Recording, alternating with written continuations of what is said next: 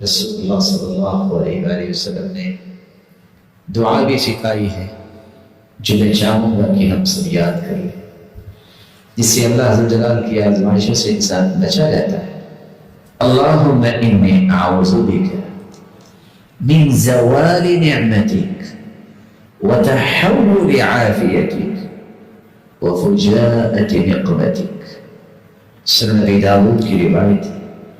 یہ تین جملے پوری دنیا کو اس کا احاطہ کرنے والے ہیں۔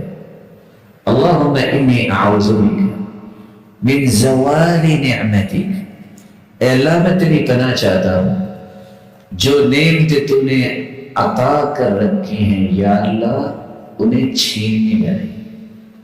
اللہم انی اعوذ بک من زوال نعمتک، یہ زندگی، یہ صحت، یہ امن، یہ گھر، یہ اولاد، یہ والدین، یہ کاروبار، ہر چیز جو نعمت ہے یا اللہ جو تو نے دی ہے، ان نعمتوں کو چھینیے گا نہیں۔ دعا کیجیے اللہم انی اعوذ بک من زوال نعمتک وتحول عافیتک۔ اللہ یہ بھی تیرا انعام ہے، صحت مند ہے، کوئی بیماری نہیں، عافیت ہے۔ اللہ اس عافیت کو بیماری میں تبدیل نہ کر۔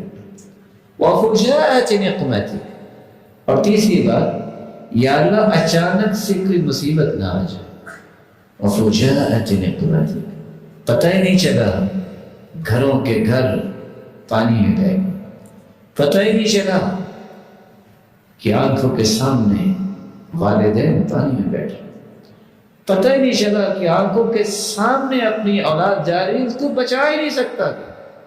وفجاءۃ نقمتک، اللہ کو اچانک سے آزمائش نہ ڈالنا۔ ہم بہت کمزور ہیں۔ رسول اللہ صلی اللہ علیہ وسلم چوتھے الفاظ بھی سکھاتے، وجمیع سخطک، وجمیع سخطک، اللہ تیری ہر ناراضگی سے ہم تیری پناہ مانگتے۔ اللہ ہم سے ناراض نہ ہونا، ہم سے راضی رہنا، اور ہمیں اپنی رضا کی راہیں دکھاتے رہنا۔